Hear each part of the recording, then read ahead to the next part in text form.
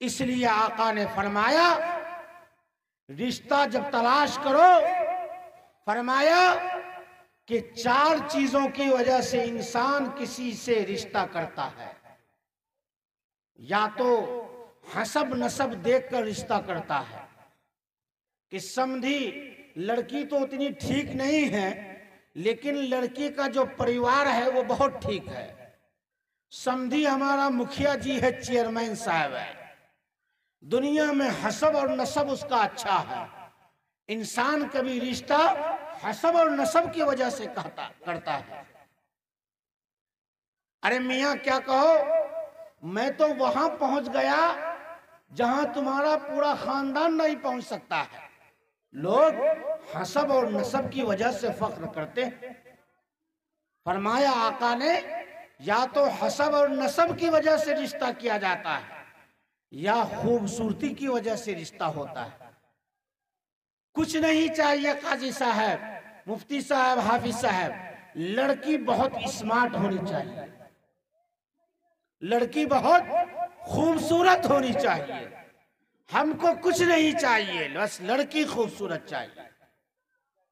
फरमाया कभी जमाल की वजह से शादी करता है इंसान, और फरमाया कभी हसब नसब, कभी जमाल और कभी माल। लड़की तो कोई ठीक ठाक नहीं है, पसंद तो नहीं है। पसंद क्या है? वो फटफटिया पसंद है, वो थपाची पसंद है, वो बुलेट पसंद है, वो 4 चक्का पसंद है। अब तो मेरे भाइयों ये कितनी बेगैरती की बात है कि इंसान मुतालबा करके जहेज मांगता है। एक ईमान वाले के लिए इससे बेगैरती की और कोई बात नहीं हो सकती है कि वो शादी करे तो मुतालबा करके जहेज मांगे। इस्लाम में जहेज का कोई मतलब नहीं बनता। पूरी दुनिया का फतवा है कि मांग कर जहेज लेना हराम है, नाजायज है। पूरी दुनिया का फतवा है, मांग कर लेना नाजायज है। और एक मसला अभी अगर बता दें तो अच्छों के हालात खराब हो जाएंगे और मामला बिगड़ जाएगा। कौन मसला? हम लोग जो बारात में जाते हैं, दावत कौन देता है हम लोगों को? बोलिए। तकरीर तो हो गई, अब मुज़ाकरा कर लेते हैं। बारात जो जाते हैं दावत कौन देता है? लड़की वाला कि लड़का वाला? कौन देता है दावत? कौन देता है? खाना कहां जाके खाते हैं? इससे बड़ा डकैत कोई हो सकता है? हदीस में आता है बगैर दावत के आने वाला चोर और खाकर जाने वाला डकैत। ये मैं नहीं कहता हूं, रसूलुल्लाह सल्लल्लाहु अलैहि वसल्लम फरमाते हैं बगैर दावत के आने वाला चोर और खाकर जाने वाला डकैत। अब अगर हम कह दें कि फुलवारी के सब लोग डकैत हैं तो काजी साहब का यहां से जाना मुश्किल हो जाएगा। इसलिए मैं नहीं इसकी जिम्मेदारी लेता हूं, लेकिन आका यही फरमाते हैं। और मैं इस मिंबर से आका की हदीस आपको सुनाता हूं, बगैर दावत के आने वाला चोर और खाकर जाने वाला, बोलिए अपने से, डकैत। सब लोग डकैती करते हैं और बढ़िया से उस दिन पैंट पहनेगा, प्रेस वाला,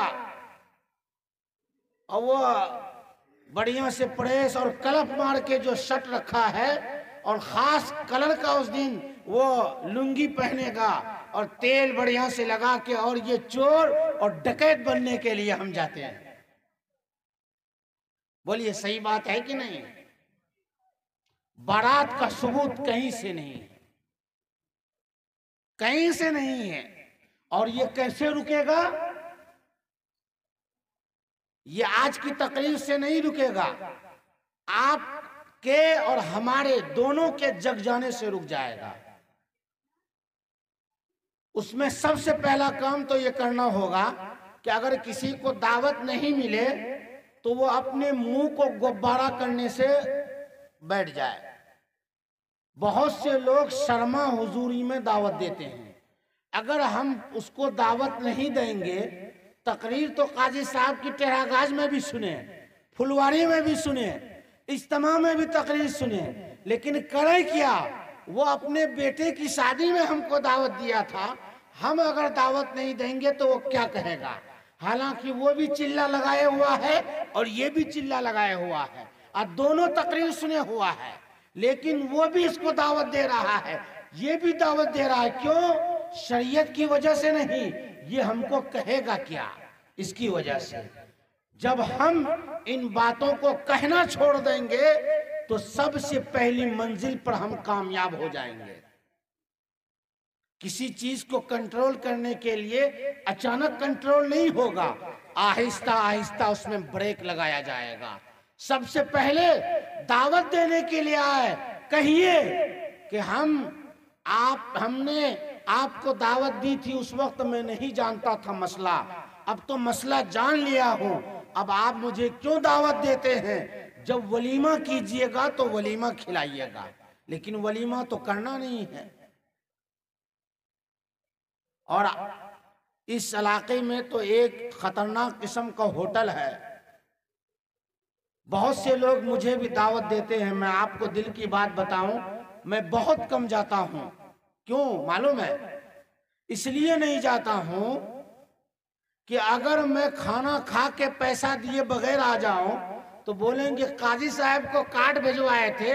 वो आप लोग जो एक तहकीकी एजेंसी बना बैठाते हैं कि किसने कितना दिया है, उसमें जब पता चलेगा कि काजी साहब का नाम नहीं है, कहा आया और 2 गाली दे दीजिएगा मेरे अदम मौजूदगी में, खा के भाग गया, पैसा नहीं दिया। होता है कि नहीं होता है? और इस पैसे के बारे में हमको समझ में नहीं आता है कि इसको क्या हुक्म दिया जाए। मेरे समझ से ये बालातर है, इसको जायज कहा भी जाए कि ना कहा जाए ये मैं नहीं समझता हूँ। मैं इस पर क्या क्या हुक्म लगाऊं? आप लोग समझदार आदमी हैं, खुद समझिए, फतवा मालूम कीजिए, अपने से अमल कीजिए। अब बताने की जरूरत नहीं है। सोए हुए को जगाना आसान होता है, जगे हुए को जगाना कैसे जगाए? वो तो जगा हुआ है, आप लोग तो जाने हुए, आपको क्या बतलाएं।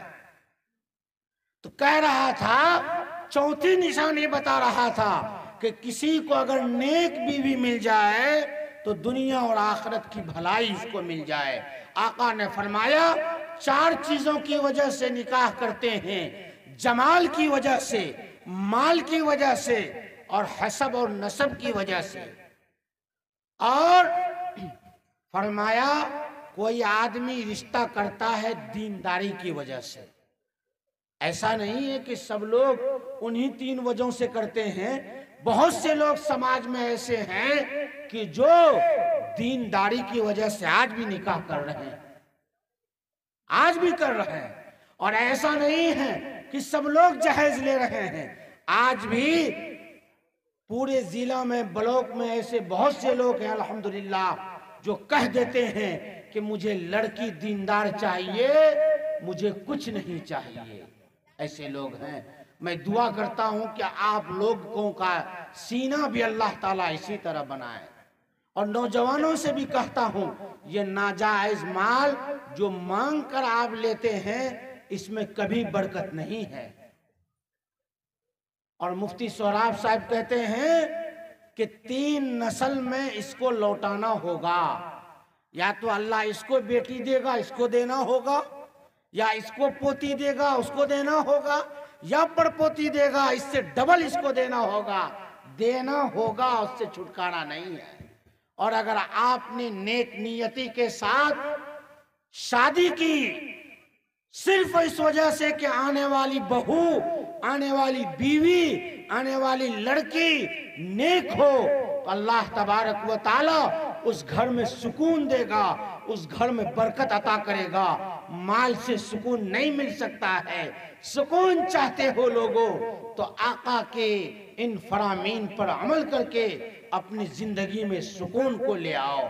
फरमाया कि 4 वजहों में से जब तुम्हें शादी करनी हो तो दीन की बुनियाद पर तरजीह दो, दीनदार लड़की हो, साथ साथ अगर वो खूबसूरत भी है बहुत अच्छा, साथ साथ अगर वो अच्छे हसब और नसब वाली भी है बहुत अच्छा, लेकिन तुम्हारे दिमाग में, तुम्हारे माइंड में ये बात होनी चाहिए कि मैं लड़की जो लाऊंगा वो दीनदार लाऊंगा, दीनदारी के साथ साथ वो खूबसूरत है तो भी अच्छा, बहुत अच्छा, और अच्छे खानदान की है तब तो और अच्छा है, लेकिन हमारा निशाना दीनदार होना चाहिए।